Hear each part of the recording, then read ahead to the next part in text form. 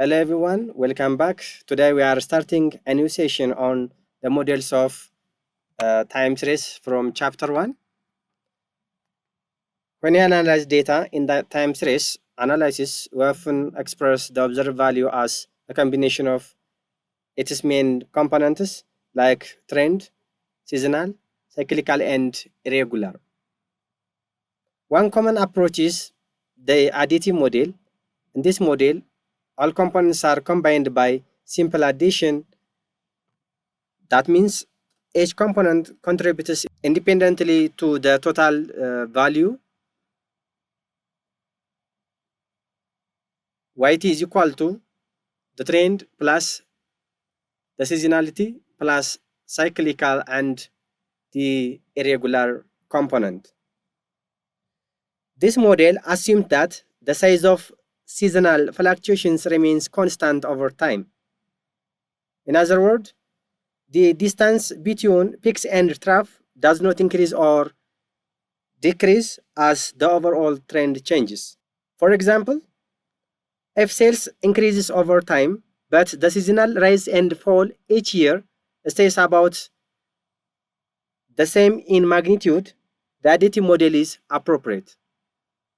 Understanding when to use this model helps us ensure that we accurately represent the structure of the data and make more reliable interpretations. In time series analysis, another important way to represent data is the multiplicative model. In this model, the components like trend, seasonal, cyclical, and irregular component are combined through multiplication rather than addition. This means each component affects the other proportionally. That means y is equal to the trend times the seasonality times cyclical times the irregular component. This model is used when the magnitude of seasonal fluctuations changes with the level of the stress. In other words, as the overall trend increases, the seasonal variation also become larger. For example, in industries like air travel, the number of passengers tends to grow over time, and the seasonal peaks, such as during summer, become more pronounced as the industry expands. Understanding the multiplicative model allows us to better capture situations where patterns are not constant, but instead grow or shrink in the proportion to the overall trend. To clearly understand time series models in time series analysis, we use standard notation to represent each component at a given time period of t. Yt represents the actual observation or data point recorded at a period t. The trend component, this one is the symbol of the trend component, the long-term direction of the data. And this one is the seasonal component, that patterns that repeat within a fixed period, like within a year. The cyclical component, long-term fluctuation like business cycles.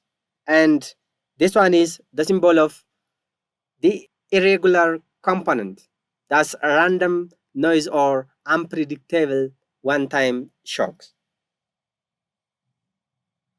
By using this notation, we can clearly break down and analyze a time series into its fundamental parts, making it easier to the model and interpret at the last one forecast of the data. In time series analysis, selecting the appropriate model depends on how the seasonal variation behave relative to the overall level of the data. The additive model is suitable when the magnitude or amplitude of seasonal fluctuations remains constant over a time. This means that even if the trend increases or decreases, the seasonal peaks and trough stay roughly the same in the size. In contrast, the multiplicative model is more appropriate when the amplitude of seasonal variation changes with the level of the stress. As the overall trend rises, the seasonal fluctuation become larger, and as the trend declines, they become smaller. Therefore, understanding how seasonal patterns behave in relation to the trend helps us analyze decide whether an additive or multiplicative approach is more suitable. Before building model in time series analysis, it is essential to perform data editing to ensure accuracy and reliability. In practice, real-world data is rarely perfect. It often contains errors, inconsistencies, or missing value that can affect the quality of analysis of the data. Data editing involves identifying and correcting these issues.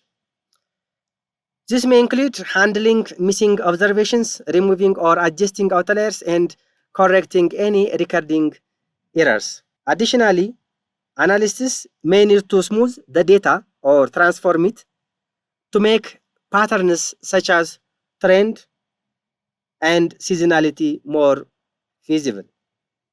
By carefully preparing the data before modeling, we reduce the risk of misleading results and improve the performance of our time series models. In summary, data editing is a crucial first step that ensures the data we analyze truly reflects the underlying pattern we aim to study. By editing these points, we prevent the outlier from dragging our mathematical averages too high and fill the gap so the seasonal analysis can be performed correctly. Missing values, gaps in the series due to equipment failure or collection issues. These gaps are common in real data. Editing them helps us maintain accuracy.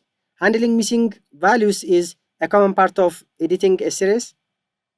I have created an example that shows three different ways to fill the gaps. The first one is global mean, the second one is adjacent mean, and linear interpolation. Global mean is simple but by flattened trends, and adjacent mean uses nearby points, keeping the pattern realistic. And linear interpolation connects the dots smoothly, best for seasonal trends. This slide compares three simple imputation methods for missing value. Red dots are observed data, blue dash global mean imputation, and orange dots adjacent mean imputation, and the solid green linear interpolation. Look at the mid-series gap.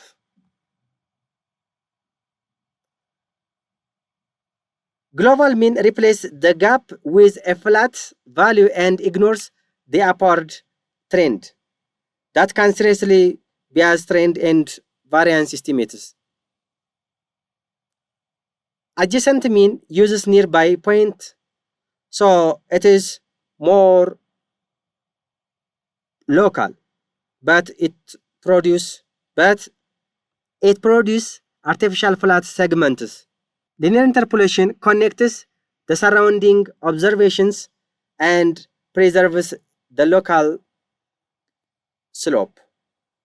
So it is usually best for short, smooth gaps, but it assumes changes are linear and can mislead if the true signal is nonlinear or if gaps are larger. As a summary, that brings us to the end of today's lecture on time series models. In this section, we discussed the main models of time series like additive and multiplicative. The additive models adds all components and is used when the variation are constant. The multiplicative model multiplies the components and it is suitable when variation change proportionally. We also emphasized the importance of editing time series data, including cleaning, handling, missing values, removing errors, and ensuring consistency. To make the analysis accurate and reliable, that wraps up this chapter. We also emphasize the importance of editing time series data, including cleaning, handling missing values, removing errors, and ensuring consistency to make the analysis accurate and reliable. That wraps up this chapter on time series, including its models and data preparation. Now that we have covered these fundamentals, we are ready to move on to the next chapter, where we will explore next chapter. Thank you.